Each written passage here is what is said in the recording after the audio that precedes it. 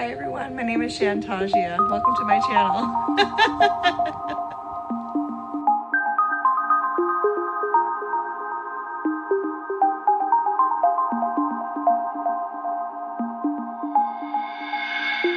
I really think it's important to talk about the different things that come into play when you're a co-author of a series or a novel.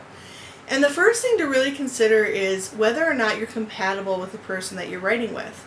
If you can't communicate well, or there's resentment, or you're uncomfortable, or even if you're at different levels in your writing, sometimes that is going to be a hindrance within your co-authoring journey, because you really need to be able to communicate clearly with each other.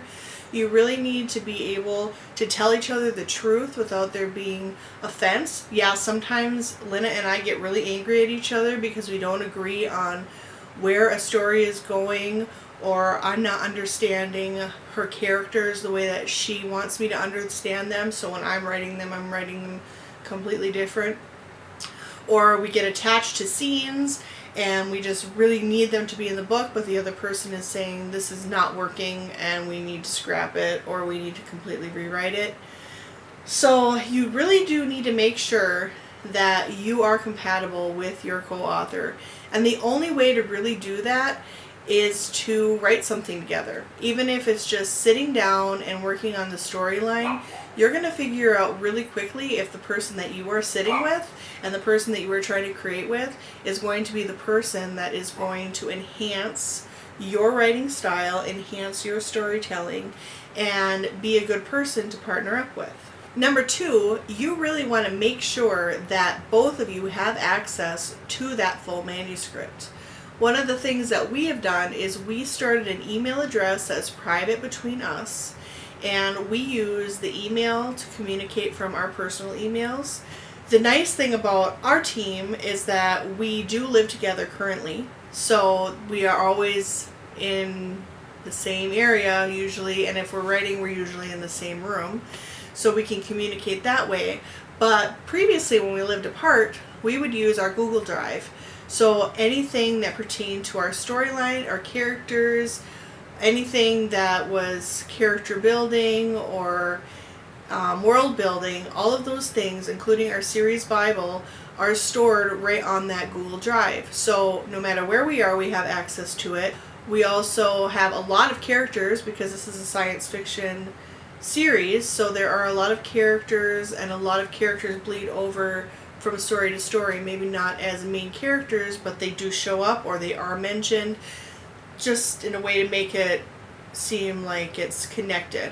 So we really need to keep that Bible completely updated, completely clear on what is happening and if there's any changes. And usually if we make changes to a character, we will also let the other person know, hey, I had to change so-and-so's eye color, or I had to change his backstory because it didn't fit with the storyline that we had planned. Number three is to be very, very clear about what your goals are. And this should be a part of when you start looking for your co-author. At the very beginning, this is a conversation you should be having. Because if you have different goals and different plans and visions for what you are working on, you're going to find that you're constantly in strife with each other, and you're not really going to agree on the marketing and whether or not you self-publish or traditionally publish, or if you're just going to give it for free, or if you're going to sell it. If you want to do the option for making it into film. I mean, there's a lot of really, really amazing books out there that have been turned into movies, and what does that look like? I mean, that's not going to be something that you necessarily will plan for, but if you have someone that is their goal and that's what they're going to work towards, then the other person has to be on board with it, because otherwise it's going to be frustrating and irritating. And if you aren't completely in agreement about where the story is going to end up, you're going to have, like I said, strife, and then your creativity is going to wane. There's going to be resentment. There's going to be an unwillingness to participate in writing the series or the book, because you're going to be focused on that you are not really in stride with that person. So you just really need to make sure that you communicate the ideas that you have for your future, the dreams that you have for that book, the dreams and goals that you have for your partnership. You just really need to communicate that with each other, be very clear about it so that you are sure that you are writing with the right person. What does it look like at the end? Who is responsible for the author platform? Who is responsible for building up a press kit? Who's responsible for doing the submissions and the queries and all those things that go into what's coming after? Who is paying for all of this? You really need to make sure that you are clear about what your expectations are and about what that other person's expectations are, because you don't want to get caught up in a mess where you have a novel and nobody can do anything with it because neither person can agree on what is going to happen. You really just need to set all that out at the beginning. And there are some forums online that I was looking at where they were talking about having a co-author contract.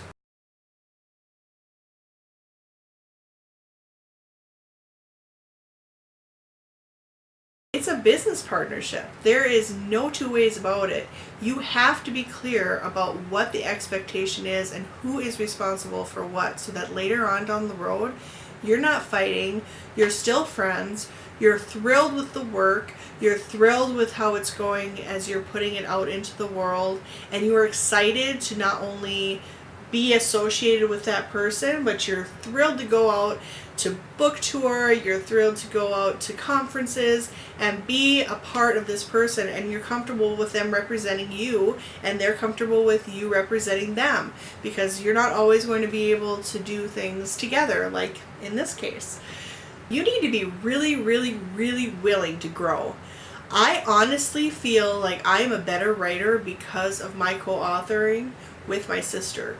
So we work very well together because she has really strong strengths where I am weak, and I am strong where she is weak. So we come together and we write very, very well.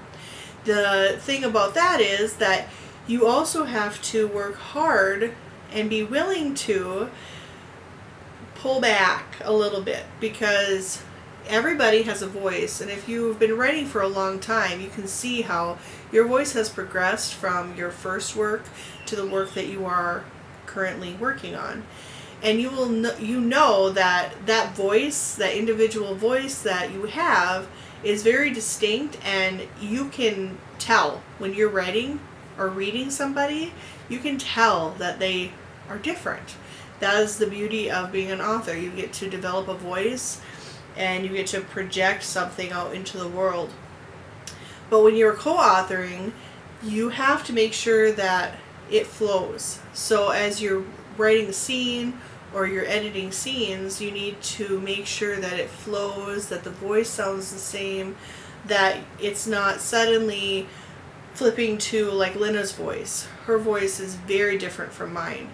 And so I need to make sure that there is a flow between scenes.